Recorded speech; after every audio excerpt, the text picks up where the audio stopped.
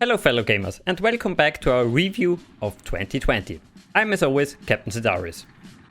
And of course 7 Saturn and a lot of guests. Oh yeah, that's true. Today we have with us Shark93, the co-founder of the Battlefield 2 community Lost Soldiers. Hello everyone, thank you for having me here. Then also joining us is from Ground Control Van, an old veteran of the game. Hello, I've talked about ground control a lot the last time I was on here, and yeah, it's good to be back and fun to just hang out with people. Next we have the team from Wing Commander 4. Hello, how's it going? Pleasure to be here, guys. Thanks very much. Yes, thanks for having us back. We appreciate it.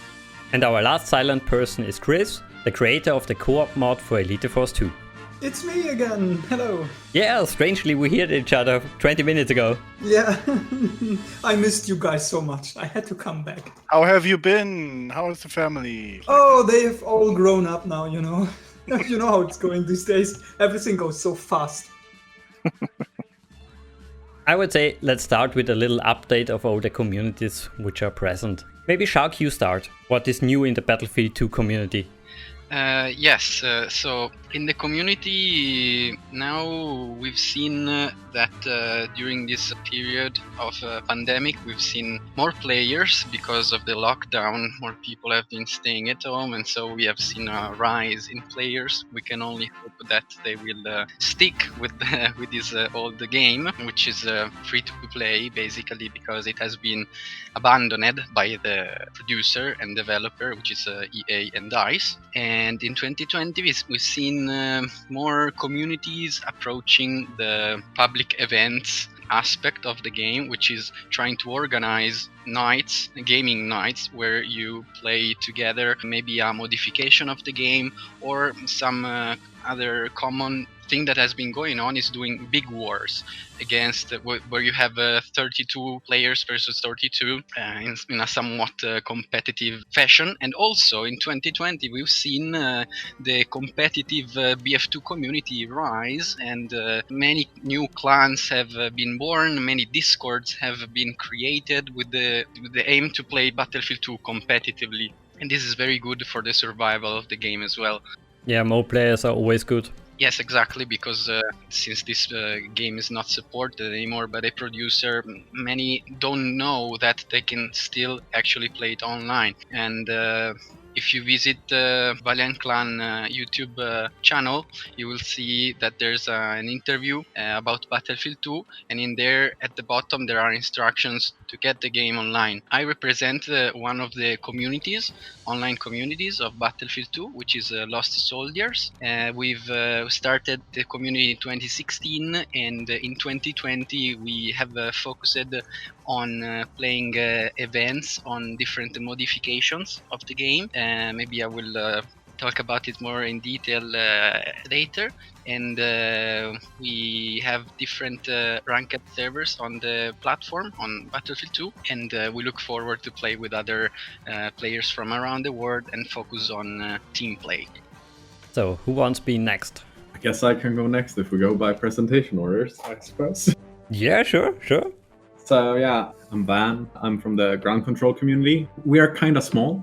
Ground control is a game from 99 or 2000, depending on how you specify release dates, and it's a lot of those issues with that. But yeah, and ground control veterans has been around since about 2010, 2011. I joined in 2013, and it's this very big RTS.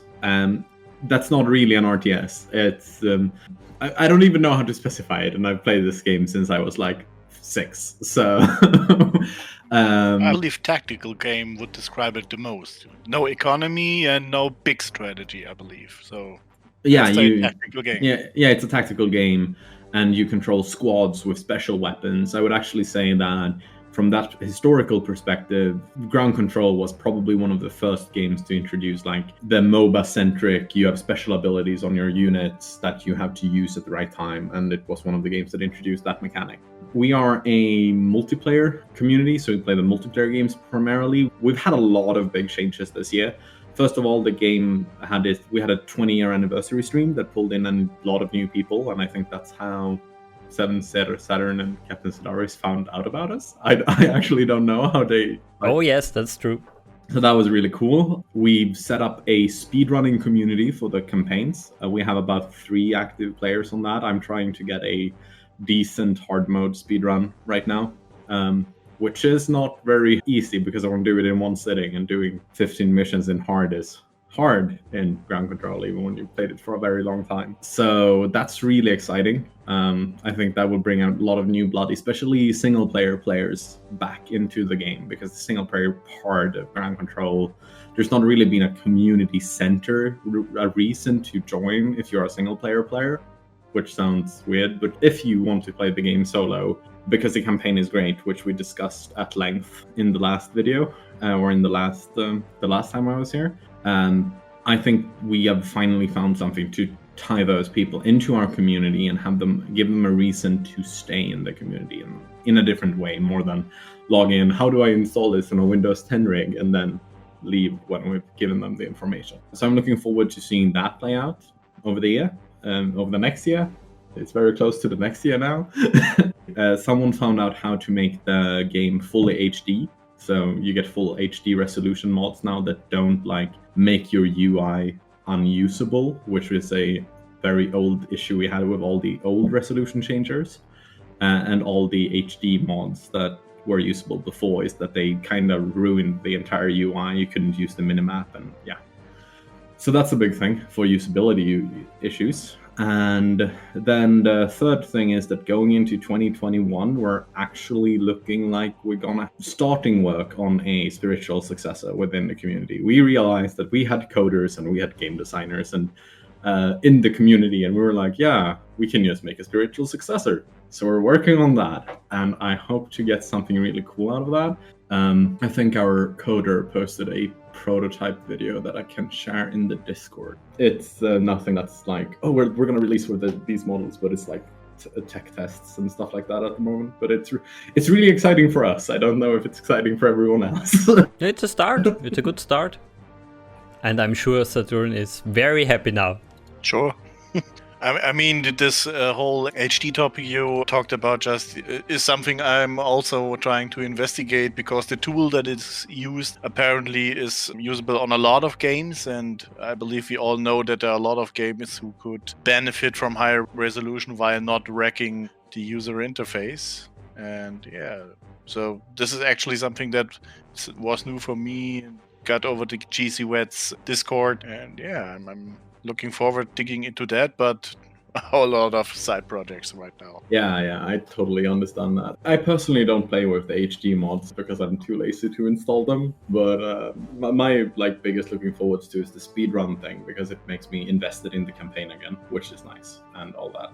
And then I'm looking forward to the spiritual successor, because it's a project I have wanted to see someone work on for the last 5 years, and being part of that now as some kind of game designer / I'm hoping to be working front end when we get there. It feels like it's going to be a big change for us, even if there are discussions about this in the community, if it's good for the community or if we should just push the current game and all that. We're having so much issues with online problems. Game Ranger only takes you so far. I guess most people know about this issue if you're playing online multiplayer retro games a lot. We have some connection issues, and you need specific host players with good enough internets, with good enough routers, and it's becoming this really big gatekeeping section for the game. So we hope that this will resolve it down the line. So that's really nice. So there's a lot of new stuff coming for us next year. Yeah, hopefully. I won't say that the spiritual successor will be done next year, because that would be what? But I'm hoping that we have something next year that is more than videos on Twitch, and something that we can show off and play, because that would be great. Okay, then I wait. Well, let's hear about Wing Commander 4. What can you tell us, guys? What is new? Well, we are marching on towards getting our playable demo out. Our stretch goal is August. We're probably, ideally we're in a position that we'll probably get a playable demo out by August. If something goes sideways, it'll probably be the end of the year. Again, we're a pretty small team, so we did manage to get a new sound engineer, Mr. Coffee. So he's actually coming on board to help us redesign the in-cockpit sound for the game, as well as working on the external sounds as well, and also helping us with our tooling. We also had another person join the team. His name is So Many Goblins, and he's also kind of our partial sound engineer and also tooling guy. So that's exciting. We have some folks that are actually working on building out some tool sets for us to help complete getting things ready for the demo. So from the technical side, I mean, the most recent updates that we can talk about, I think, are we're reading the file formats correctly. We're working on communications, so like the in-cockpit communications, so you can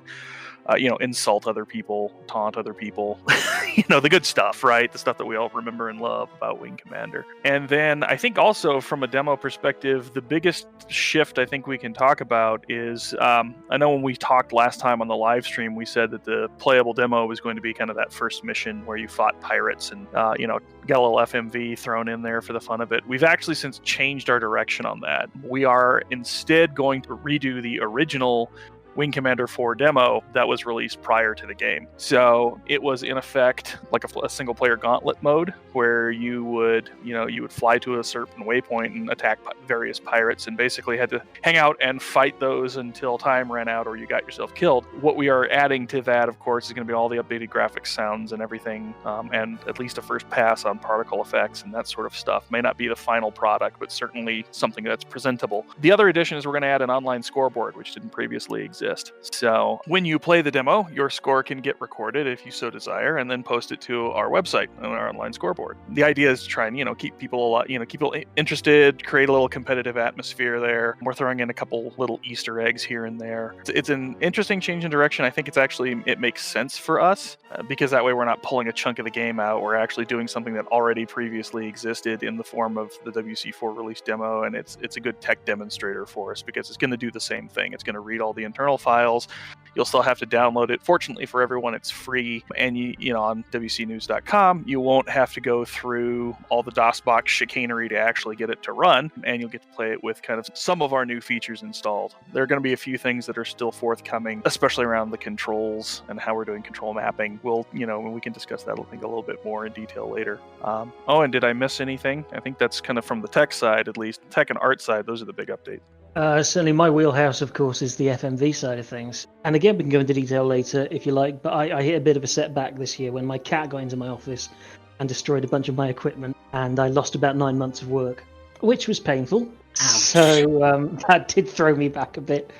Luckily, the majority of the work is done. Only thing I'd mention on that side is I have started experimenting in using DaneApp, which is an AI routine for interpolating frames to increase the frame rate, and I've got some very stable results in pushing 60 frames per second video. So as well as upscaling everything to a reasonable facsimile of accurate full HD, you should now have the option for 60 FPS high frame rate video, which will make that transition between gameplay and FMV hopefully a little more comfortable, a little smoother, and that will be optional. You'll be able to knock the FMV back to the original 30 frames per second if that's not your cup of tea.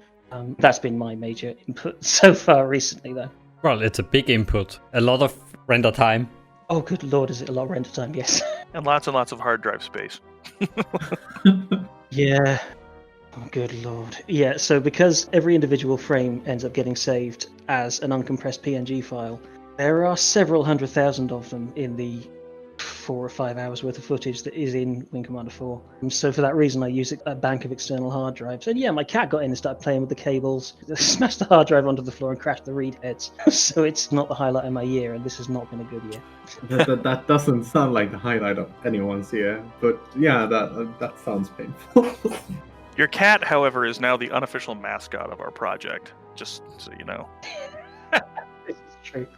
About 3 weeks, maybe a month after that happened, he's only a kitten. We took him and got him fixed, and I took a great deal of happiness out of this. So there's that.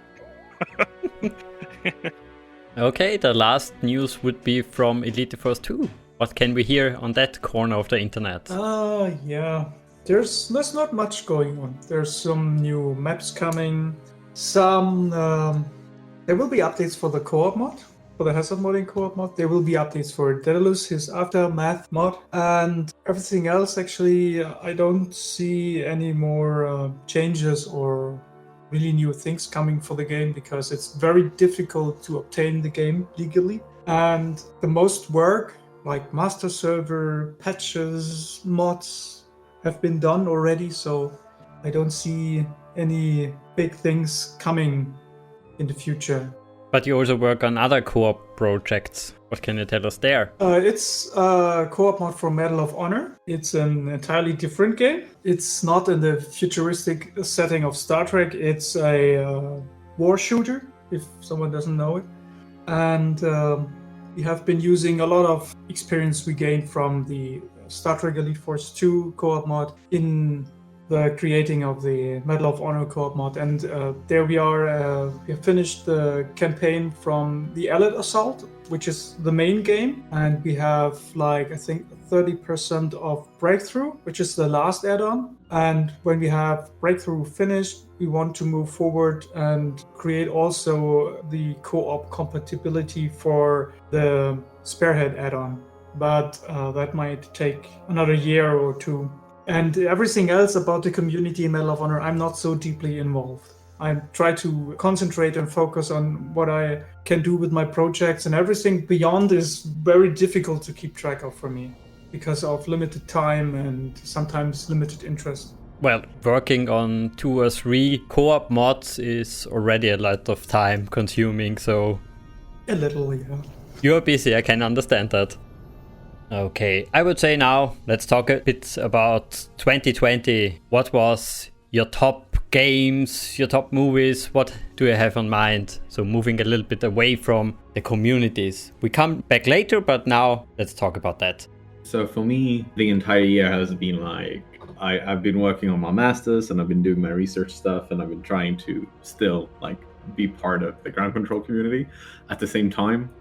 So I worked and did my masters at the same time, and I cannot recommend anyone doing that, by the way. For me, the highlight movie-wise, or highlight movie/series, I really enjoyed the...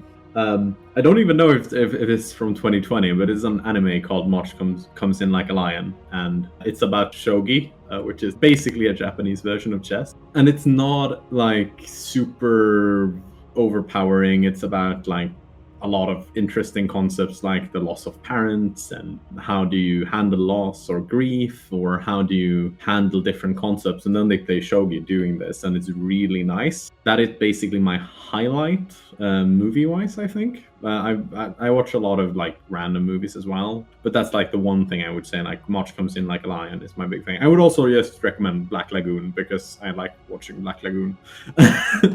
But game-wise, I know that my game of the year 2021 will be Buzz with Feelings, which is a cozy strategy game, and they have a holiday prototype that released this year, 7 days ago, which I'm gonna be spending all night tonight playing. So yeah, Buzz with Feelings is definitely my game of 2020, even if it's not released in 2020. But yeah. Thinking about movies, a movie that I was looking forward to see in 2020 was Top Gun Maverick, which is the re-edition of the classic Top Gun, but unfortunately it got delayed, and I'm reading now that it has been postponed to July 2021. That would have been my highlight, I guess, because from the trailer I was very happy to see the movie again. And linking back to Battlefield 2, we have there is a dogfighting community, and there have been tournaments and there are matches going on, 1v1 in jets or squadrons of jets versus each other. And so that movie was pretty iconic for us in 2020, but I guess we will see it in 2021. You know, it's funny. I work for a television company, and I don't ever watch TV or movies. Fine purveyors of 10,000 channels and nothing on. It's been, like I said, it's been a weird year. You know, we've been taking quarantining a little bit more seriously than some of my countrymen because I have parents who are older, so I haven't really gotten out much. Plus, I have young children, so I can't comment on anything beyond Disney films. So. I can recommend a few that I've seen. Soul was actually oddly pretty good. The newer Pixar one. Dealing with sort of themes of life and death and kind of more serious themes like that. So it was oddly an adult movie in a world where I've been watching nothing but pink ponies and princesses all year long. But I'd say Soul was actually maybe not Pixar's finest outing, but certainly one that's worth watching. The other thing, of course, is The Mandalorian. You get, if you're a Star Wars buff, I think it kind of ticks all the sweet spots if you want to pay Disney for the privilege of watching it. But as a non-Star Wars buff, I can actually say that The Mandalorian was really good. I got Disney Plus the other week, and I was like, yeah, this is great. Now I watched all the episodes. So I'm not a particularly huge fan of Star Wars. I've seen most of the movies, but it's not that big for me. And Mandalorian was actually this is good. This is good film. So yeah, I can double that up with as a non-Star Wars fan, Mandalorian is great. I was going to say, I can't get over that theme tune. The theme music for The Mandalorian is some of the finest I've ever heard. It's one of the only shows I ever watch where I'll just sit through the credits just because the theme music is spectacular. Yeah, I agree. I think the reason why The Mandalorian succeeds is because it's an unabashed Western in space, right? It doesn't make any bones about it. It's just a Western, and it's, scripted like a Western, shot like a Western, and has some, fan service from Star Wars. And that's one of the reasons I think it succeeds, is it's not trying to be anything other than, what it really, its core success is. It's kind of like a Western in space, and that's kind of why I like it. The funny thing about 2020 is I've spent a lot of time catching up on titles that, from previous years, and of course spending a lot of time in 3D programs because I don't have a lot of time to play games. But, I've been playing a lot of DCS World lately, so getting some actual mil-sim flight experience in, and I'm actually using that to help work with Mr. Coffee to help us kind of inform some of the in-cockpit ambience for the WC4 mod or remaster that we're doing. Simple things like that weren't present in the original game but help with immersion. So things like, if you bank your fighter too hard, you'll hear the space frame start to groan, or give you some, audio feedback that you're stressing your fighter. I mean, it won't necessarily do anything in the context of the game. It's not like you can over-G and tear the wings off your Hellcat or anything, but just some little things like that to help build immersion that weren't in the original title that we think again would be useful additions to make the game more fun to play. Other titles I've been playing a lot of are Insurgency Sandstorm because it's a quick pick-me-up shooter and it's a lot of fun, and it's got a good community, and the developers I've been playing their game since they first put out the original Insurgency, and they're always very good about free content updates and making sure that everyone gets a chance to play and that the servers are well balanced and fair, and they're big supporters of PvE modes, so there's always a co-op play mode in all of their titles, which is big for me. I don't always like PvP communities because sometimes my Twitch skills are terrible and so I'm always the last place player on any PvP team, so it's more fun to play PvE against bots, and they always do a good job of making sure that their bot pathing is solid and that the games are challenging even if you're playing against just the AI. So that to me is a lot of fun to kind of just pick up and play that kind of a game. Well, it's a tough year to talk about in terms of media, isn't it? Because nothing happened. Certainly not at the cinema. Speaking of such things, though, my wife and I just the other day watched Wonder Woman 1984, and that happened.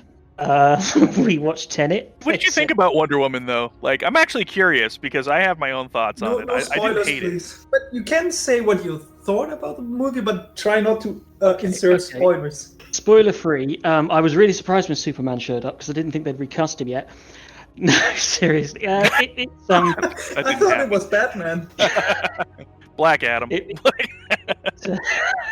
At least we know who that's going to be. It was kind of messy. I don't think it felt like it knew what it was going to be. Let's face it, that one's it was in production hell itself, and then it got set into kind of a forced extended production or delay because of well, this year, and I got the intense feeling from it that whatever it may have been when it was ready for release, it's been monkeyed with further by the studio, because it felt like there wasn't really a strong, consistent theme throughout it. I can't really put my finger on why, so I'm sorry, I'm going to skimp on details there, but it didn't feel cohesive. It didn't feel solid and complete. I mean, in terms of performances, it was fine. In terms of production, it was very well executed. There are a couple of wonky moments with the special effects, but I think that's par for the course these days. We've all become a lot more discerning, that kind of thing. But I don't know. I can't really put my finger on it. It was only yesterday, day before we watched it, so I haven't really put the time in to think about it, but it didn't quite hit the mark. So without spoiling, I think my thoughts on it were just that it was essentially a Dungeons and Dragons adventure where the party finds a wishing ring and then the thief steals it. And hilarity ensues, right? And that's basically what it was. I'd say that's a perfect précis. I mean, I agree. I agree with you, though. I can't fault any of the performances. I mean, there was all of the actors in the movie gave it their all. It's just the writing felt a little off, and I agree. I think the director or whoever was in charge, there was some problem with the chemistry, I think. So because there are movies which have a terrible story, which have terrible actors, which are actually totally terrible, but they play out so well. You really like to view them. You really like to experience them because the actors have a great chemistry and the set was good. Everyone on the set worked in harmony, and then you feel that, like in the later episodes of Stargate, you feel that a lot. Or I think, I don't have any other practical examples, but I think you can feel it in Indiana Jones, for example. There are movies and series where you can really feel the good crew behind it. And I think what happened there, or what I can imagine what happened there, is that the crew had a problem with something. And you can probably feel that in a movie. That's my guess. What do you think? I think that's certainly possible. Well, the director again was Patty Jenkins, and I think from the previous film, I get the idea that possibly that wasn't what happened, because that one didn't really seem to hit the same issues. What I suspect, as I said, happened here was I think there was more time where it could be messed with. I really got a strong feeling that may be what happened. So to go into the specifics I couldn't think of earlier because something occurred to me. There's, and again, sorry, attempting to do this without spoilers, there's a potential moral issue, which could be seen as a plot hole. Sorry, I'm really not good at not doing spoilers, so I'm having to think this through on the fly. But I appreciate it greatly. Thank you very much. So there's a character who returns, and in that character's return possibly displaces the life of another person. I think that's about the most nebulous I can put it. And it kind of felt at times where they may have raised the issue as to what happened to that other person, and then it never went anywhere. I kind of got the feeling that maybe that was going to get touched on, that was going to get explored, and that possibly got removed in order to trim the runtime and add some more bombast and more explosions and more special effects sequences. I can't exactly put my finger on it, but it felt like that should have happened. It almost felt like the production was aware of it. It felt like they were gearing up to deal with it, and then they just didn't. So I think that's what gives me the strongest feeling that maybe this got played around with, quite possibly outside of the director's hands. Going back a little bit to the gaming side, what was your favorite game this year? Or what did you play most of the time? Good lord, it's been a very dry year for me gaming-wise. My time's been taken up very much with work, so unfortunately nothing massively interesting. I'm currently playing through Cyberpunk because, everybody's playing through Cyberpunk. I played The Outer Worlds, which of course came out last year, but finally came to Steam, so I finally downloaded that, and that was okay. I finally got around to playing Deltarune, which I enjoyed. Again, I'm a couple of years behind on that one, so unfortunately nothing new really to discuss, I'm afraid. Okay, moving on. Chris, what about you? Okay, let's see, movies. I completely forgot the good movies, honestly. I remember one movie I really liked, but I don't think it's from 2020. That was Shazam. It was really funny, for me at least. Yes. And I really liked the acting. It was so over the top at the right places. I enjoyed that movie so much that I actually really bought a copy as real Blu-ray. I do this only for movies I really like. So when I die, someone has to deal with all the stuff I liked in my life and throw it all away. Or sell it on eBay or something. No, seriously, I don't remember any movie I actually wanted to watch or I actually watched and liked because there were so many. And I have to admit, I also watched The Mandalorian and I really enjoyed that a lot. But people talked about that earlier in the stream, so I will not go into this. Except that I have to say, for me, Star Wars always felt a little bit like a Western because all the areas where the original movies were like planets with a lot of sand, or at least it seems so to me. So I always connected Star Wars a little bit with Western. So for me, it wasn't that far of a stretch, and I thought it fit in very well into The Mandalorian or in Star Wars in general, but I think that's just my little bit distorted perspective on Star Wars. And I'm not a huge fan of Star Wars, but I can appreciate it. I can really appreciate the art, the design of how the moments in a movie are constructed and come together at the end, or the storytelling. I'm more of a Star Trek fan personally, but I can really enjoy Star Wars. I don't have to make the distinction between them two, which is better or which is cooler, or so. I can really enjoy both of them. And so I have been playing recently a lot a Star Wars game. I will not go deeper into this because it's an older game. And the game I really liked from 2020 was Halo, the Master Chief Edition. And I can really recommend that for that price. And it's co-op, so that's my 2020 review for movies and games. Okay, Saturn? Yeah, I might continue. Maybe I start with a personal highlight here, getting new hardware. I mean, this is a favorite, I believe, of everyone. And this time I thought, well, let's screw this. Let's take 700 euros and go for it. And I think it worked out really nice. And, well... Might I ask, which single Intel chip did you buy? How about an NVIDIA chip? Oh, graphics. It's more likely to the direction of Intel. The other stuff has nothing to do with Intel. Yeah. One direct result of this is I was rewatching the entire TNG show, and I'm currently right in the middle of the Enterprise show. So Star Trek shows, and the reason for this is I'm transcoding this to H.265, and considering that transcoding one episode only takes 8 minutes and not like 3 days, which it took on my old hardware. So I decided let's recode this all and save some space. TNG, it saved 350 gigabytes, so I think it was a good idea. Besides TV in general, I'm not really watching, and a film I can't really say. I'm not sure if I actually saw a new film this year. It's kind of strange, I can't say. But what I enjoyed was a TV show, and that's Star Trek Picard.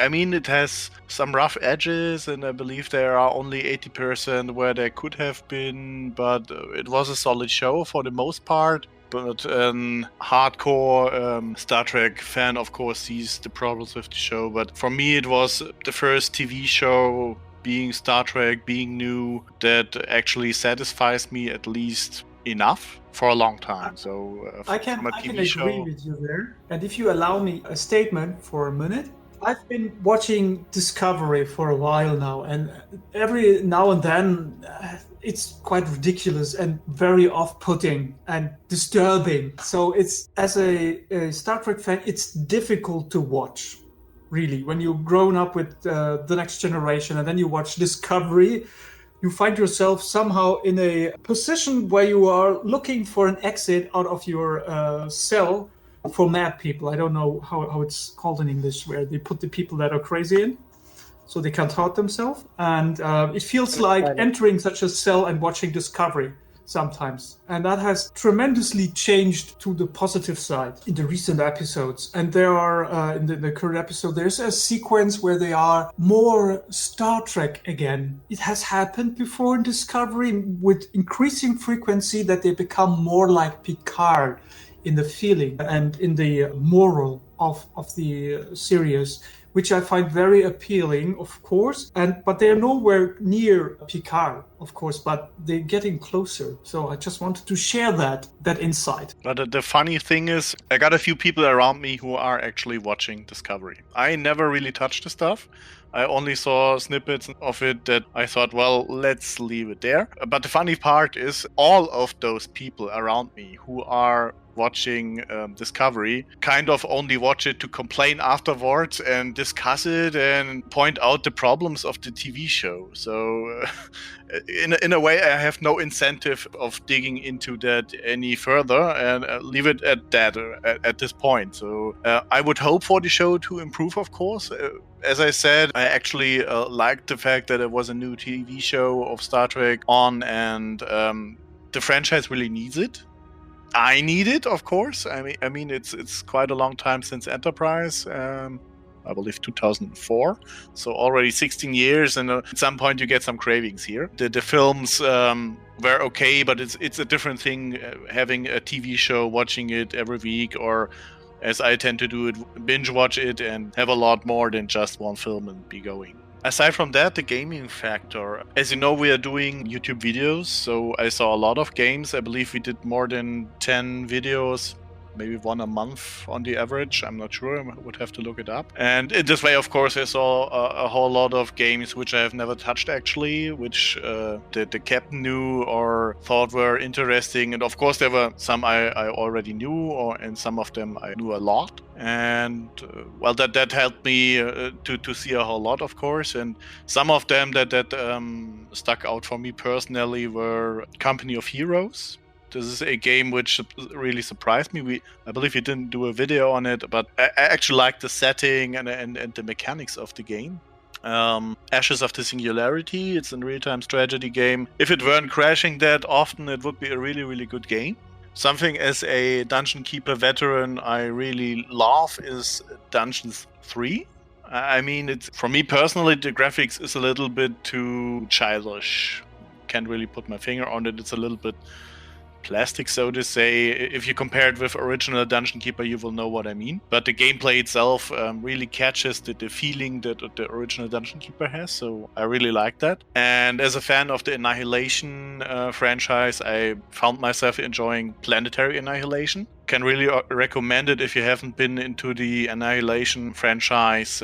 It's a fun game. Isn't that something the Emperor does in Star Wars? It has similar mechanics, yeah, you can do it. And there's also an achievement, which I believe it's called Fully Functional, which is a reference to, Death Star. And he's included into the game? Exactly, that is a real achievement. And guess what? You're destroying a planet with something spherical. Yeah, and then it has a lot of other gems in there, and it catches the Annihilation spirit very well, I believe. Another game I was introduced by one of our videos is Birth of the Federation game, which is turn-based, and I'm actually a fan of turn-based games where you have time to think what you're doing. And I found this really enjoyable. The sad part is I believe we tried it a few days ago, and multiplayer just didn't fly somehow. I don't know why. But the game itself, I really like it. If they were doing a remastered version or something, I would be really interested in. And a really old game, Hexplore. I don't know if you know it. It's a roleplay game where you have 4 characters and walking around in a fantasy world. And it's from 1996. I always had the CD version, which only runs up to XP, which you can imagine I'm not really happy of using practically in my everyday work. So I was really surprised to see that the GOG guys did Hexplore. And this is something I'm enjoying right now. Aside from the gaming factor, meaning gaming, we also did Elite Force events. So of course this also involves gaming, but I found it really enjoyable to see the community of Elite Force coming together. I believe it was the first time in a really long time that I saw 15 players on a server, especially on my server. I've never seen so many players on my server, and we're having a great time. And we did this a few times, and it showed that there's actually still potential in the community, although it has gotten asleep somehow a little bit the last weeks, but we can change it at any time. Well, and aside from that, I'm not sure if you're aware, I'm running a wiki and I was improving articles. Right now I'm working on an Ashes of the Singularity article. I did some work on that, some improvement. And yeah, coming back to Elite Force, there's a stats page which shows the statistics of players. I'm not sure if there are a lot of projects. I believe there's one project that does a similar thing where you can take the log files and have a statistical analysis of what went on. And I wrote an analysis tool at some point, and now finally our stats work again because I don't mess up with the log files any longer. Then DG Voodoo, I already said, I believe half an hour ago, this is the tool that makes it possible to run ground control on full HD without having tiny graphical user interface. And this is something I want to dig into in the next few weeks. And some idea I was tossing around was, as I've written analysis tools for statistics on gaming results, I always find it problematic that one player can have a really big impact on the results of other players. I'm not sure if you are aware of this phenomenon. If you have the usual kill-staff ratio for shooters, for example, those results, the order, the ranking of players actually doesn't show you an absolute value. It's always depending on who was involved into the gaming. Imagine you have one player who has really big skill and a lot of average players. Then you will see that a lot of those actually average players have really, really bad scores, which doesn't reflect their actual skill, because relative to the one guy who is really, really good. And this you cannot get out of the system unless you compare the scores on a player level, not just by kill-death ratio aggregated, but if you look at every encounter where one player frags another. And if you look at chess, they have the so-called ELO score, which kind of levels out exactly this effect that good players will probably frag the bad players. This is predictable in a way, and making the score of a bad player even worse and making the score of a good player even better should be limited somehow, because the result actually is clear. And in the chess community, they use the ELO score for this, which omits this problem. So I'm kind of thinking of going another way about those frag statistics, because maybe the ELO score approach would show actually who is playing well and who is not in comparison to one single player, but to all the players you encounter. That's an idea I'm tossing around in my mind for a few days now, and maybe this is something I will do 2021. It sounds like a massive project. I just want to say that ELO is... coming from, I worked in the board game industry for 3 years, and competitive board games is something that is discussed a lot, and the chess ELO system is something that is discussed a lot. It's in the same way that you, in Eastern parts of the game design industry, you discuss the ranking system in shogi a lot, because they are very good aggregates with perfect information, always the same games. They do run into issues when you remove any of those variables, but it's definitely better than, for example, a kill death system, or a like the thing I like about how people look at player stats in games like Apex Legends or newer FPSs is often they don't look at your kill death ratio, they look at your accuracy with weapons and stuff like that instead. Even if kill death ratio plays a big part of it, if you have enough players in a single map, the spread of different players should be not big, like it should be. So big numbers should level this out. But here's the thing: I noticed this especially on older games where you have few players. Let's take Elite Force. There are 15 players at tops. Usually we are happy if we have 8 players. So you can imagine if from 6 players one is a real killer and the others are all only average, this will wreak havoc on their scores just because one guy is really good. And this is where I'm coming from with this idea. You're right, if there are hundreds of matches each week and thousands of players, you will not notice this problem.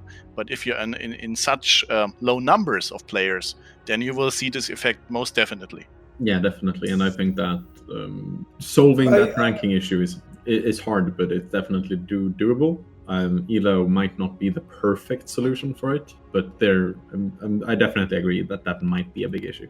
I would like to add something about the birth of the Federation. Before I started my co-op mod, there was a team in a Elite Force clan that was also a multi-gaming clan, so they did also other games, that did work on a mod for Birth of the Federation. They did it with hex editors and stuff like that. And I'm not sure how far they went, but from my understanding, they did have multiplayer working for them. So yeah, that's the thing. I was playing a match with the captain, and he saved the game. And when we wanted to continue, I really had problems. So in general, yeah, it is possible to play multiplayer, but the problem is the game just crashed twice. And this was about the time when I said, well, I got other things to do than watch a game crashing.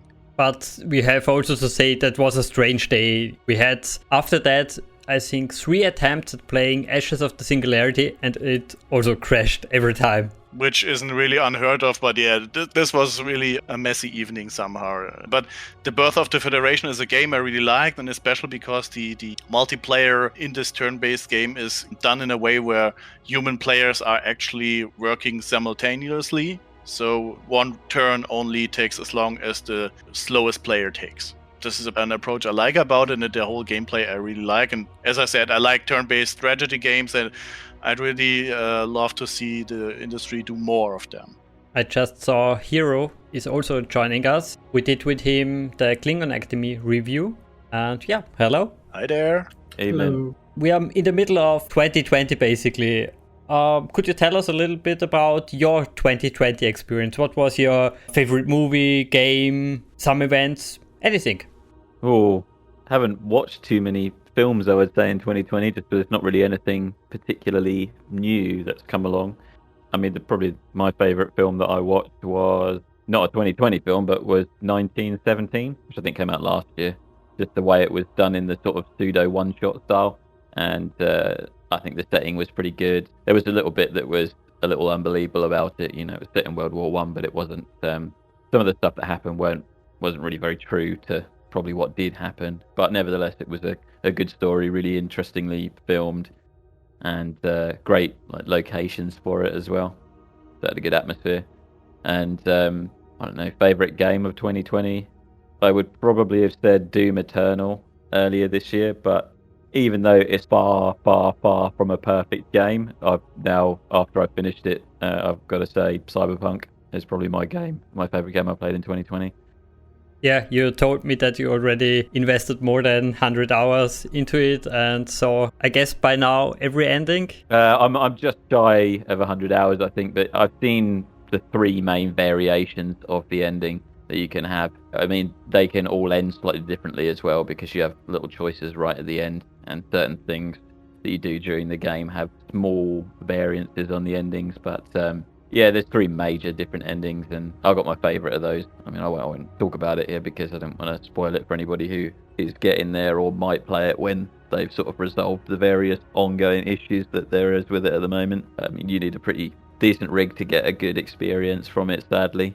But if you've got that, then at the very least, it's a pretty atmospheric game, and the construction of the world is one of the best I've seen in an open world. Not the AI or anything like that behind it, but just the physical construction, the placement of the buildings, how they look, the lighting, all of that sort of stuff is probably the best I've seen personally.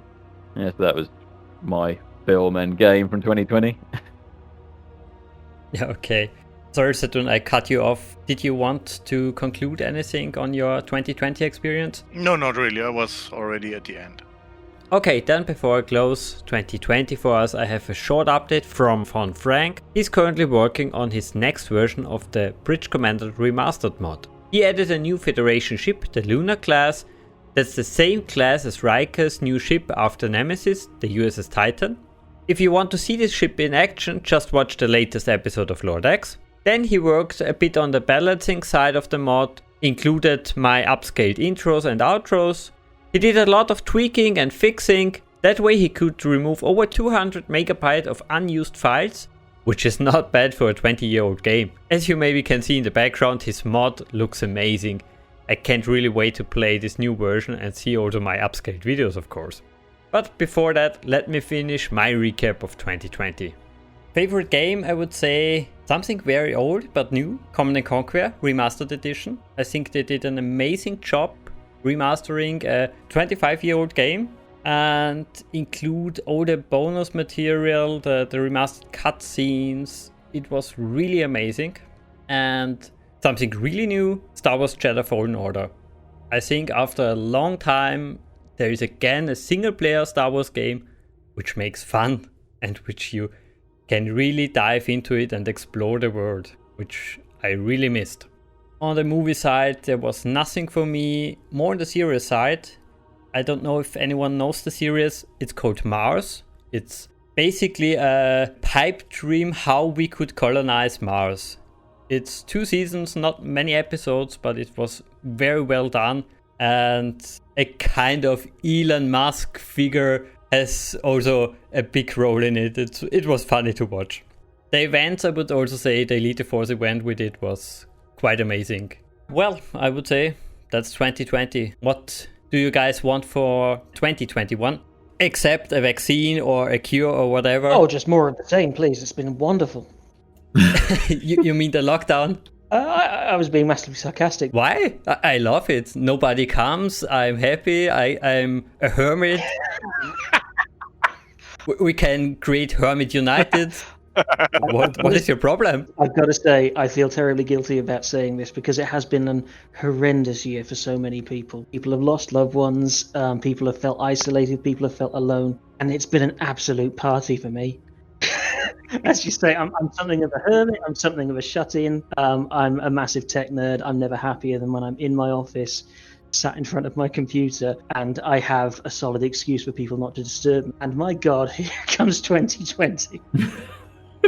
I would also say Saturn and I did a lot of work this year because of this damn bug. But yeah, you're totally right. It's also very serious for many people. Absolutely. And it's terrible to feel so utterly wonderful about it. Really funny part, I believe, is what effects it has on many parts of life. I mean, in my case, it is I'm traveling not 10 kilometers to work every day twice, so back and forth 20 kilometers. That's actually nice, having more time. The real problem is I also have 20 kilometers of way less to the refrigerator. That's a problem. I think I might be presumptuous, but I think if I say that for most of us, that's true that for most of us computer people, the lockdown situation is a positive thing because of positive benefits you get from working from home or having to see less frequently people you don't really like. I don't mean to be without feelings towards people who are suffering from this, but I think in this group, most people having a positive or a more positive experience with it. Am I right or am I wrong? So I'm going to be the sad person in here. So for me, the lockdown has been, like, we had to do it on our own because we're Swedish. And we've been like, yeah, it's not really a hard lockdown. But for me, the biggest issue with the entire situation in 2020 was how I choose my place of living based on how far from work it was. It is a 4-kilometer walk every day to work and then 4 kilometers home, and I like that. I chose it because I want that walk every day. And then like, yeah, now we're working from home, and I'm like, yeah, but and as being someone who's as active as me, like everyone is like, oh, computer nerds, and like, yeah, I sit at my computer most of the time, but in the summers, I spent about 20 hours doing extreme sports, everything from longboarding to climbing to bouldering to, yeah. So for me, that part of my life was very heavily impacted, and that feels pretty bad.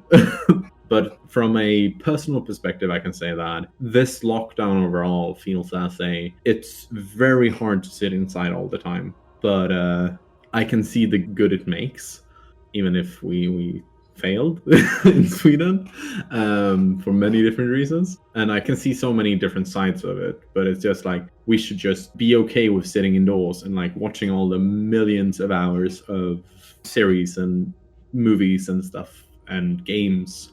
I think I have at least a month worth of game time, like consequent game time in World of Warcraft Classic this year, which is a lot. So there's a lot of things, and I don't like the lockdown. I personally am really bad at working from home because I only have one workstation at home. So if I play games on it, then I lose my work morale. And if I only work on it, then I don't want to be at it in my free time. So if you don't have like multiple rigs or a separate office, that's been really hard for me at least. I can definitely echo that to an extent from sort of both parts of that. I've only got the PC that I built for high-end gaming to work from, and it's not great even from a money perspective on that side of things, because sitting with it turned on all day with its a 1200 watt power supply, so my electricity bill has absolutely shot through the roof this year.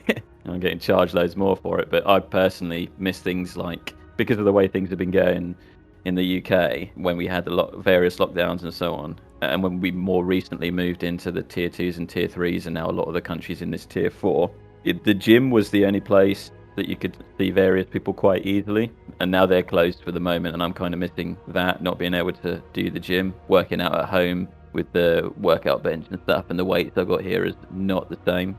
Also, like Van said, the walk to work, basic stuff like that keeps you active and at least burns off some calories during the day. You lose fitness just by not doing simple stuff like that. And yeah, being at home and doing the work on the same PC that you would spend other time on, it does kind of semi-interfere and affect the enjoyment of just being on your computer, doing the things that you truly want to do on it. So I'm planning to build a workspace downstairs in 2021 at some point. Probably when I sell my car and I've got a bit more money to do that, just so that it can be separate and there's less distractions, to have something downstairs where I can set up the work laptop or whatever they send to me next year that doesn't have any games on it, and therefore there's just not that distraction there, because it is quite easy to get distracted when you're sat at home. That just doesn't happen at work. Productivity is definitely better at work from that side of things, I think. I also think that having separate spaces for free time and work time is very important, because when I'm sitting at my computer where I say raid World of Warcraft or play ground control or whatever I'm doing, then my head is in another space. Like mentally, it sounds weird, but like I am in the place where I usually sit and theory craft World of Warcraft character builds, or where I sit and discuss game design or speedrunning or something like I enjoy doing in my free time. And then waking up in the morning and going and sitting down at the same place puts me in that headspace. If I would have built an office, like I live in a 1-bedroom apartment, so it's very hard for me to have the space to set up an office, but I know how I'm doing it for next year as well. As Hero said, I will be setting up a home office for next year, just so I can finish my master and have a writing space which I can go to every day and write. And that feels like that's going to help a lot, because I know that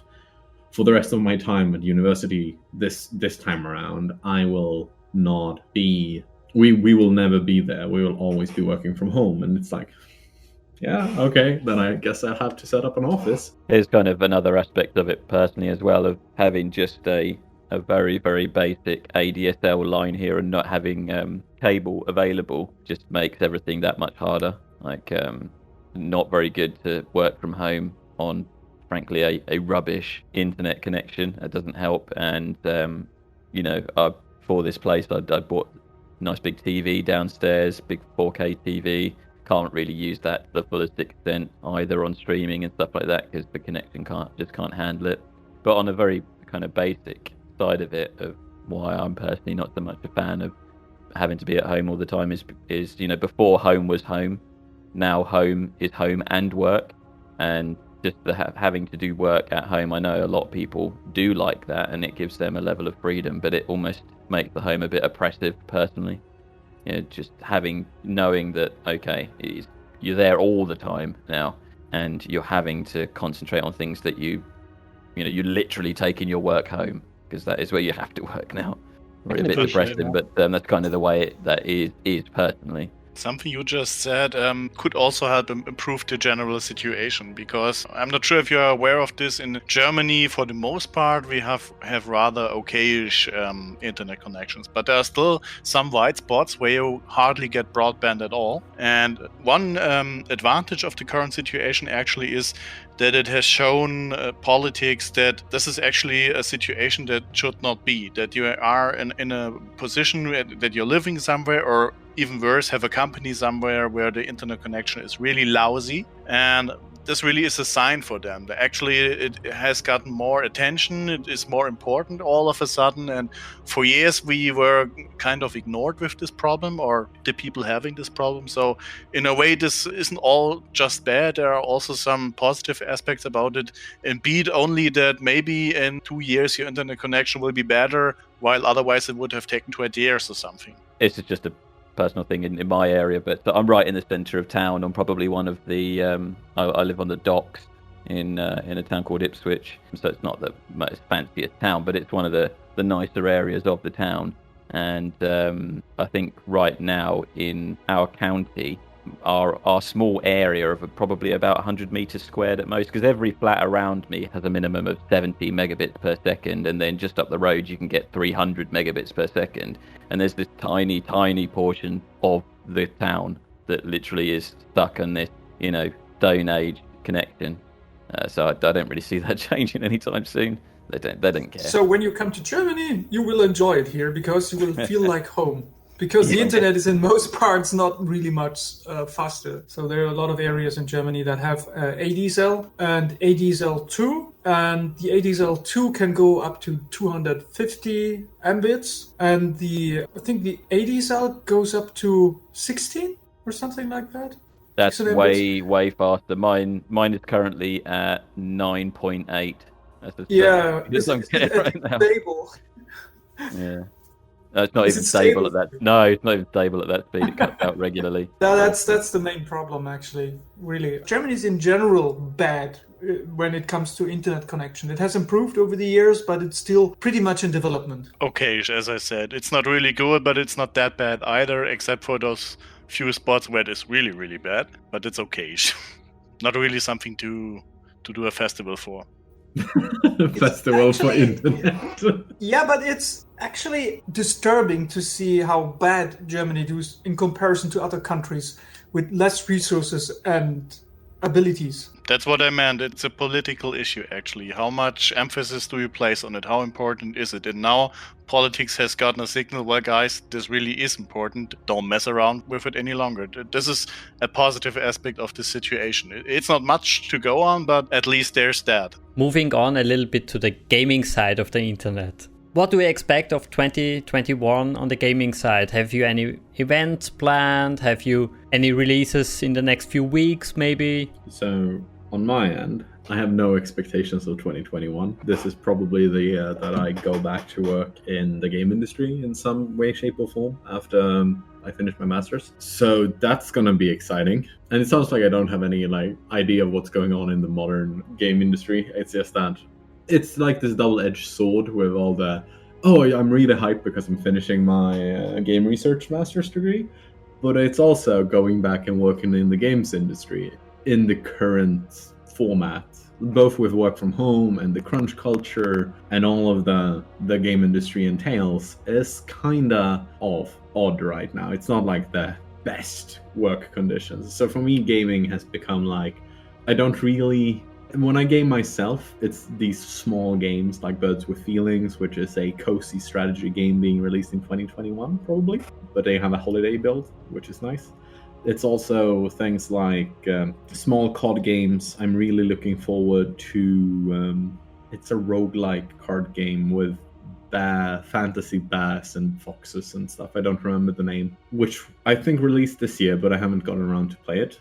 So those are my big things that I want to play this year. Otherwise, I'm looking forward to whatever is going to happen with World of Warcraft Classic. I play Classic a lot, which I brought up.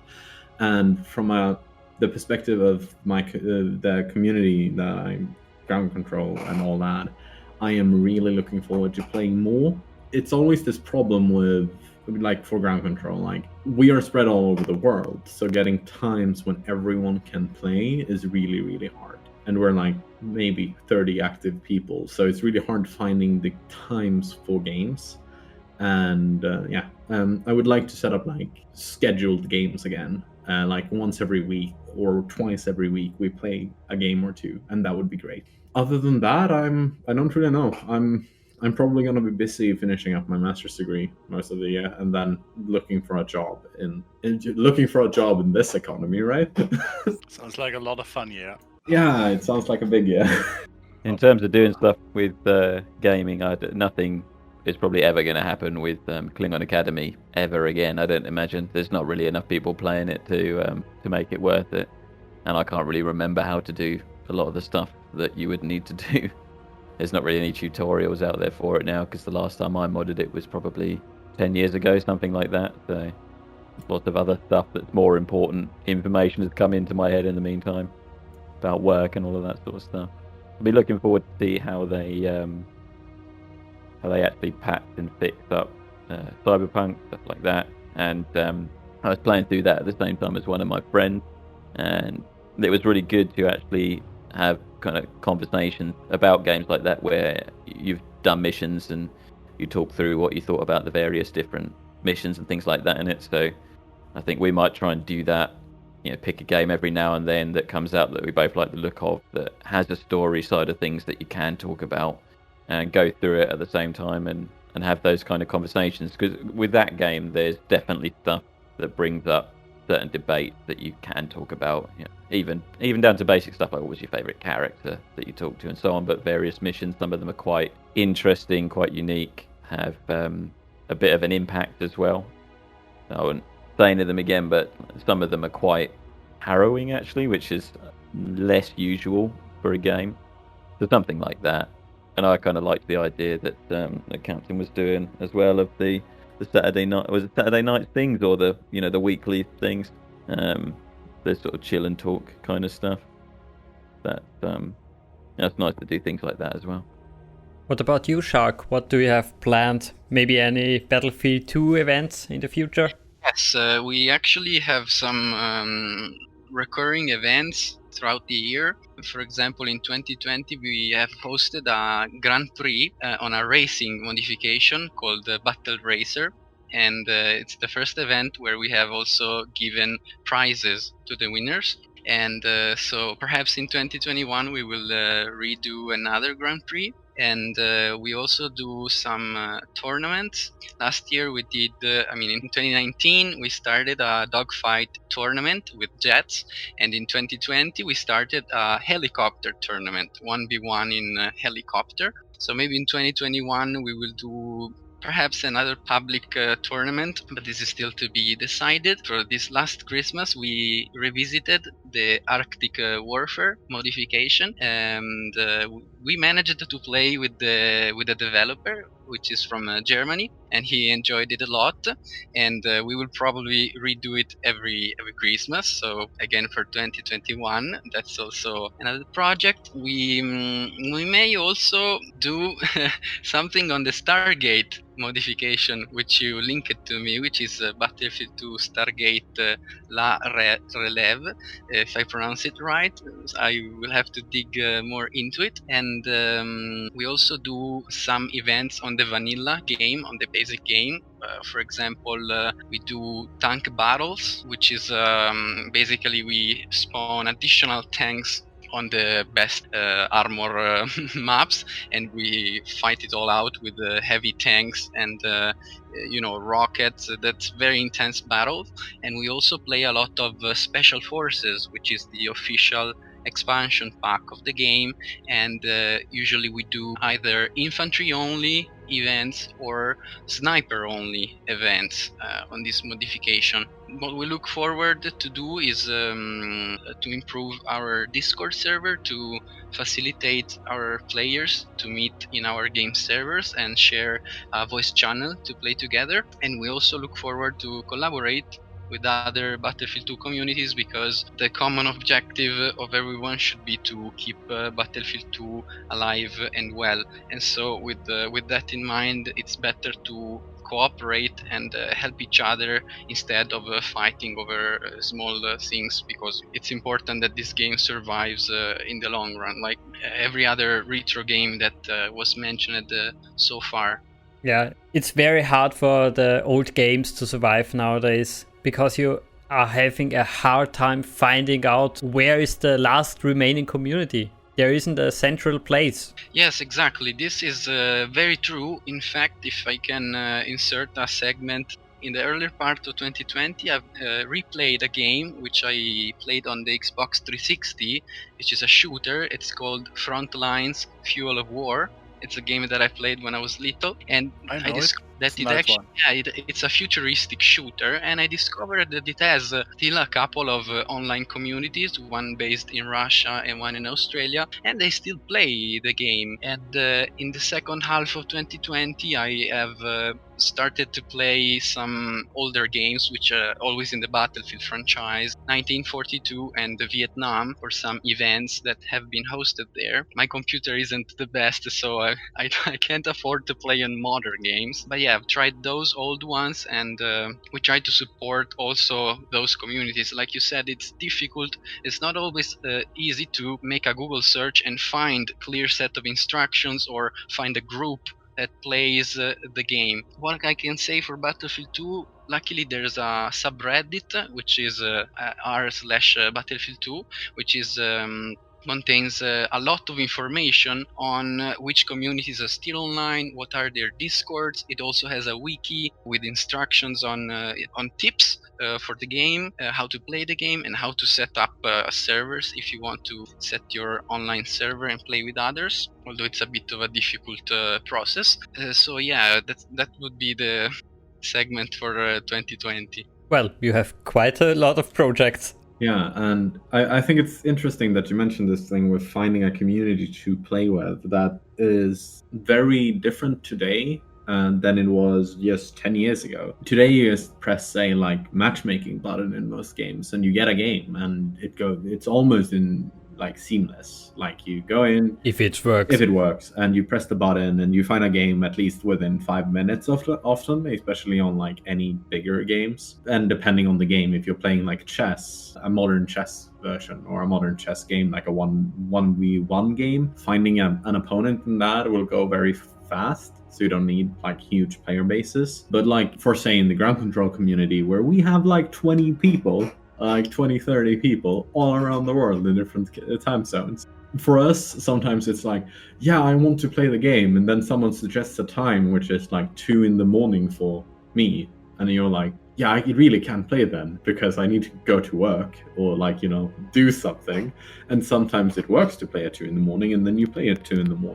But it's such a commitment to play these games as well, which I think is something that we don't talk about a lot in our indie communities. It's like, yeah, but all these people are people who really love this game because they go out of their way to find a time and a place to play these games. And I'm really happy that Ground Control still has a community. And there's a lot of people who are like, yeah, we never play anymore, and there's not a lot of games. Like the last game I played was sometime in September or something.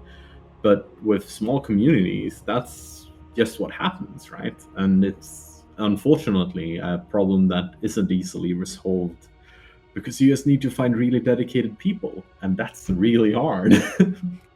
I think it's not hard to find the people, or let's rephrase that. There are a lot of people out there who bought Ground Control, for example, on GOG, and they just don't know there is a community. The information doesn't get to the people. Yeah, the same with, there's a lot of people who bought it on Steam, and like the game is available and a lot of people bought it, but a lot of and there's also a lot of single player players, as I mentioned before in the second segment on Ground Control, that we want to start up like a speedrunning community or do something for single player players, because we don't at the moment, and that's a problem. Because all those people a ModDB page or something where people can find you, because ModDB is pretty easy to find when you search in Google for a mod or a game or something. I don't think we have that. Shame I think we have on you. I think we have a website though. That's not good enough. ModDB is... I'm not criticizing your website, to be clear. It's probably very beautiful and so, but MultiB has a very high ranking in Google when it comes to mods and games. And when you search for content of a game, MultiB is actually, since Gamefront is no longer the big player, is the platform to be on, to be found by an unsuspecting player. Yes, It's then my I will look into MultiB as a thing then. I can hear your mouse click. Yeah, my push to talk button sometimes gets stuck, so Yeah, it's just, I will look into MultiB. Click, click, click, click, click. Shaki wanted to say something. Yes, in ModDB, that's where we find the modifications that we play, and we download from there the server files and the client files, and we see some modifications. For example, Pirates 2, it's the one we played on Halloween, that have had their last update in 2011, and since then, basically, nobody has been able to play it online. So yes, ModDB is a very important platform for Battlefield 2 as well, because it supports modding natively. And so there are tons of modifications that have been developed in the past and that are actually being developed right now. There's an impressive modding community for Battlefield 2, making several mods even inspired from new games. There are some modifications which change the game in such ways, graphically I'm speaking, not only mechanical gameplay, but a graphic aspect, that you do not recognize the game anymore. If I can pick up on what Van said before regarding the players, one thing that we notice in Battlefield 2 is that it's hard to get new players to stay. So I wanted to say it's hard. First of all, it's hard to find new players, because for retro games like these, somebody would think of Googling it if he played it in the past. So there's a limited number of players that remember about playing this in the past. And secondly, if you manage to get those new players, I'm not sure what's the skill level in your game, if it's a difficult game or not, but in Battlefield 2, it's easy to drop the game in the first hours, because online multiplayer is very challenging for a newcomer, for somebody that doesn't know what he's running into. Battlefield 2 is difficult. You have to learn different things, and the other players that instead have been playing for years are very strong. There are veterans, people that are even pro players. It's difficult to compete with them. So new players that may come into the platform, find information, best case scenario, then you also have the problem of making them stay and not quit the game. I feel this is a problem that maybe most of you also experience. Yeah, definitely. We have sometimes new players that come in, or old players haven't played in like 7 years, come back, and it's often that they play once or they play twice, and then they bounce off because the game is... Ground Control has a very high learning curve, unfortunately, as well. Exactly. So yes. that becomes an issue as well. I just think that finding people who like to play it multiplayer is kind of the hard part right now, because the single player game and the multiplayer game is basically two different games, at least to me, because they're so different in how you think while playing the game. And most people come with the single player mentality because that's the easiest way to get experience with the game, and then they play the multiplayer where people play very differently and you have to face entirely different threats. So the bouncing off there happens, definitely. Okay, so I'm not paid by MultiB or anything. So, but I'm still gonna remind you again. Go there, create a page for your mod, and try to get the community together around. You can just make a decent MultiB site and then link it to your beautiful website. And people go to your website, sign up in your forum, whatsoever, but get the people there, or collect the people from MultiB to come to your website and upload the latest versions of your mod and give regular updates, just the big updates. Not we have a new feature update, but we have a new release update on MultiB, and you will quickly see that the community building that allows you to be happening from players that come from the front page on MultiB when you have a major release, and you put up a good news article, you get featured on the main site. So everyone who visits the site on MultiB and clicks out of boredom through the site and looks at the pictures or the subscriptions, what is new maps, new mods, whatever, finds your mod eventually and comes to your website. And we have started this with our co-op mod. We have now 2 active working co-op mods, and we have noticed that we didn't really make any great commercial, or I don't know how to put it. We didn't really spread the word about our mod that much for the Elite Force 2 co-op mod, but we really tried to do much better with the Medal of Honor co-op mod. And every time, or almost every time, when I look at the servers in Medal of Honor, at our server online, we have 2, there are people playing. And there are a lot of people in our Discord. Just because we have now a greater reach, we have now more people collected from different segments of gaming and from ModDB. So I can only inspire you to try to set up a page on ModDB, and I'm not paid by them. Yeah. I totally get where we're coming from, because the more places we can be in, the easier it is to set up games. I mean you well. Talk about the game. Yeah. I definitely get that. It's just that I have never heard about ModDB before because I'm not a modding player. That is surprising. So yeah. Like I come from, I installed the game and then I'm done with it. And the way I got into ground control. You can create groups, fan groups, or groups for the game. Just try it. It can't be worse. I'm posting it into our mod chat.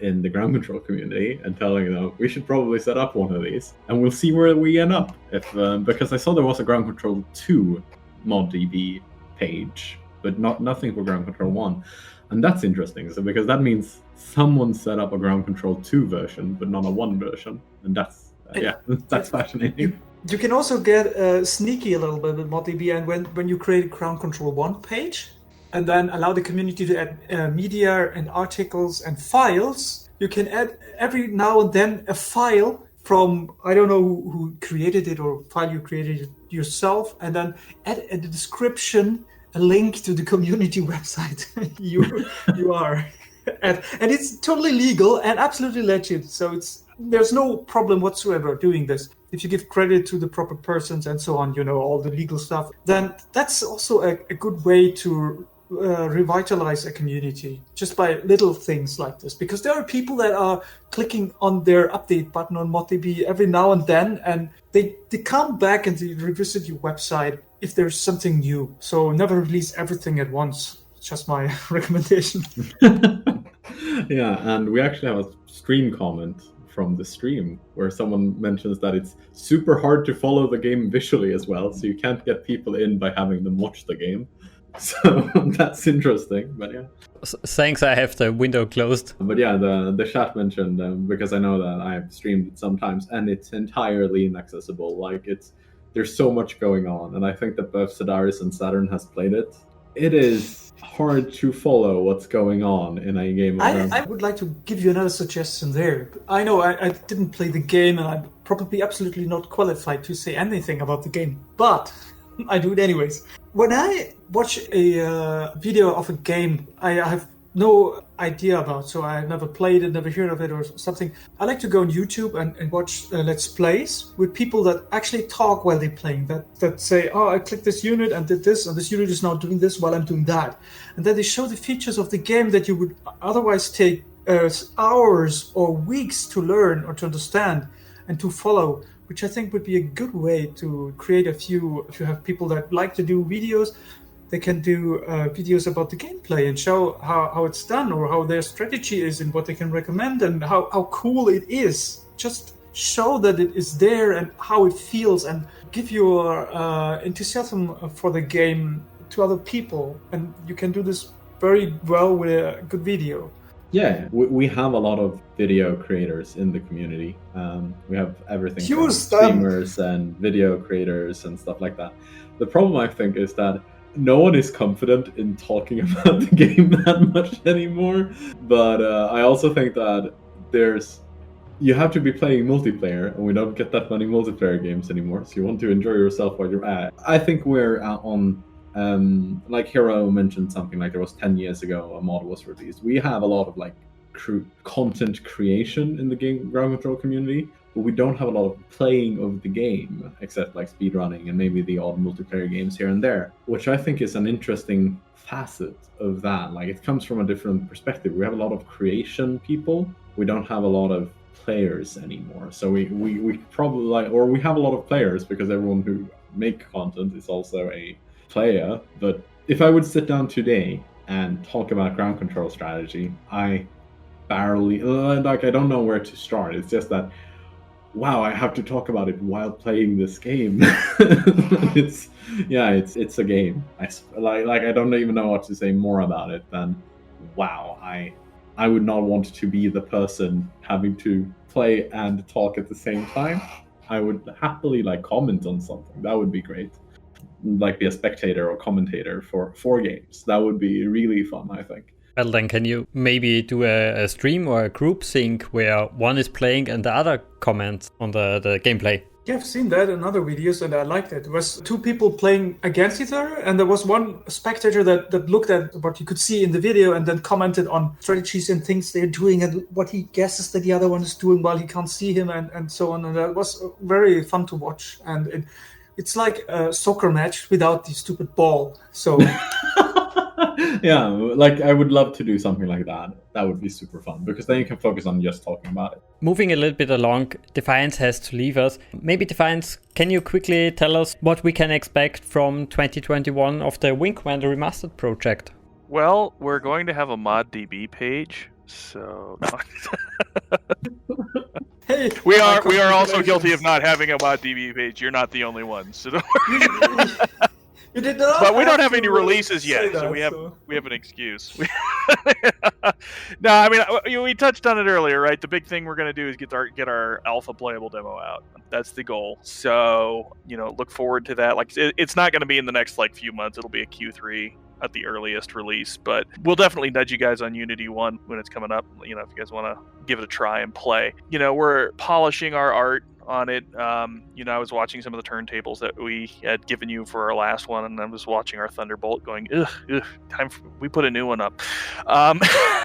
So, we're going through and doing a lot of that work. I think on the social side of things, we do want to start working on building more of a community. I mean, I think Wing Commander is one of those titles that, it's nice. We don't have a multiplayer mode, so we don't have to worry about building that type of a community yet, but it's a game that's largely beloved, I think, by people who watched, and played games in the, that FMV era of the, mid to late 90s. But a lot of those folks have kind of forgotten about it. I mean, you can go on YouTube and you can find Let's Plays of things like that. But, it's kind of one of those titles that, people kind of forgot about. And so it's, we're going to be working on trying to build some community once we get that demo out of, talking, we have some historians from WC News who, have worked for Origin, we'd like to have them come and talk a little bit about the game and game design and game assets and, how they did the art style and all those sorts of things that, we're trying to put some polish on and update, but, we're really standing on the shoulders of giants. So it's important for,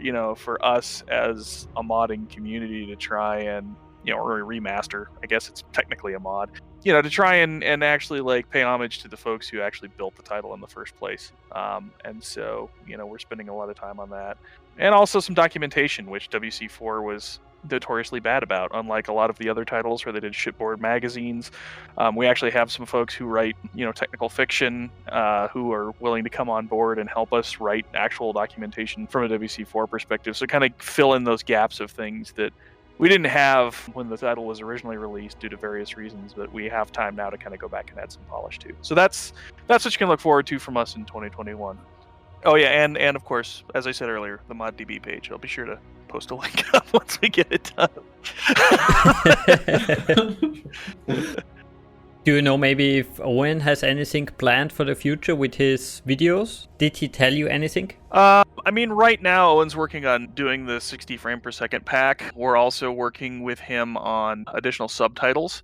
So there are certain localizations where we just never got the audio, but there were subtitles. And so we're adding subtitle packs. So you can, listen to it in English or Spanish or French or German and, read Russian subtitles, those sorts of things, if you so desire. So, yeah, we're doing a lot of polishing. Owen always finds some new tricks for AI remastering. And so there's he's always posting something on our art forum of, hey, I've got better edge detection now. Check this out. And it's amazing to see some of the changes that have gone on from just like his previous packs to the current packs. Is that AI remastering stuff is always evolving. So some of the stuff is, we end up getting things that maybe aren't the best, but it's always it's a work in progress. But I think the most recent packs with the 60 frame per second and better edge detection are probably the versions we're going to go with for us. And then also, kind of on a side note, because the demo never had full motion video to begin with, I've actually figured out how to use an older version of Blender, not the 2.8 branch, but the 2.7 branch that still had the Blender internal render, to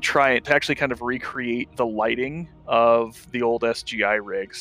So we can actually create or recreate FMV in that same style. So, while we try not to do that, like for the demo, we're going to put together like a little launch sequence that didn't previously exist, just so you can get kind of a feel for that kind of a thing. So, just little touches here and there. Amazing. Okay, then I guess you have to run. Sadly, yes. I've been enjoying the conversation, but yeah, unfortunately, I do have to drop. But thanks everyone for the invite. Really appreciate it. I've enjoyed meeting and talking with everybody, and Happy New Year. Happy New Year to you. Happy New Year to you. Well, take care, everybody. Thanks again, and hopefully we'll chat again soon. Have a good Yeah, one. Take care. See ya. Bye-bye. Take care. Bye. I'm actually also gonna have to drop out. It's getting late, and I wanna get some of my own stuff ready for New Year's. So yeah, I'm gonna leave you guys as well. Have a good one, and Happy New Year. Happy To New you Year. too. Thanks to you too. Okay, I think maybe we make 20 more minutes and then we close it. Yeah, I that's will be the half next in past. line to leave, so I'm gonna should have been leaving a while ago, but yeah. So yeah, actually had an appointment with someone, but never mind. These things just happen. Okay, guys, I will leave you now. I hope you enjoy the new year and whatever comes your way. Make it Yeah. enjoyable. You do. Thank you, you too. Okay, too, bye bye. Everyone. Take Thanks. care. Until next time. Hero, do you want to share any projects you have for the next few months? That's going to sound really bad saying that I only ever really modded Klingon Academy around at the time it was sort of popular, so I'm not really that technical and that sort of thing, so I don't have any projects in terms of gaming and stuff like that. I mean, I think if I start a better internet connection, I might try doing some YouTube-y kind of stuff, but it's not really possible where I am at the moment. A lot of my time at the moment now is spent collecting scale models of cars, and I'll be looking to build a better display unit for them at the moment, because I'm running up the numbers of them. I've cut down over Christmas because of other things but I'll be looking to get some more of those. I think start redoing that in the new year, because that's kind of the thing I enjoy the most at the moment, and getting back into games that I'd played over time, which they take up quite a lot of your time. I played a lot of Apex Legends this year. That's a multiplayer game where you kind of do the same thing over and over and over again, and that took up a lot of time that could have been spent doing other things, if anything else. So I think I'd try and get back into playing more single-player story-based games in that side of things. And the next thing for me in general will be trying to sell my car and get something slightly different, slightly more economical. There won't be any gaming projects for me, I'm afraid, but I'm looking forward to if you do start looking into any of the games that kind of I showed you I had that I haven't modded for, but I've played enough mods for them, to if you need some extra kind of views on those, to getting those reinstalled again and having a look and reminding myself of all of those, like Free Space and Star Lancer and stuff like that. Yeah, I will be in touch. Jacques, you want to share anything you didn't mention? Yes, maybe something regarding the Lost Soldiers game servers. This year we started a a new server which is on the map Dragon Valley. So it's a Dragon Valley 24/7 server, and it has been doing really good for throughout the year. And I would say it has become maybe the main server that we host. We're basically born as a Wake Island community. That was our first server. But this year has been Dragon Valley and Special Forces, which is the expansion pack that currently basically only we play in the whole Battlefield 2 community. We're the most active Special Forces server. And so for 2021, we also have other vanilla Battlefield 2 servers which aren't doing or haven't done very good in 2020. So our plan for 2021 is to change things up, modify the things that didn't work out, try new things. So we want to try to add maps to maybe 24/7 Gulf of Oman. We will try to modify it, maybe add Italian plant to it.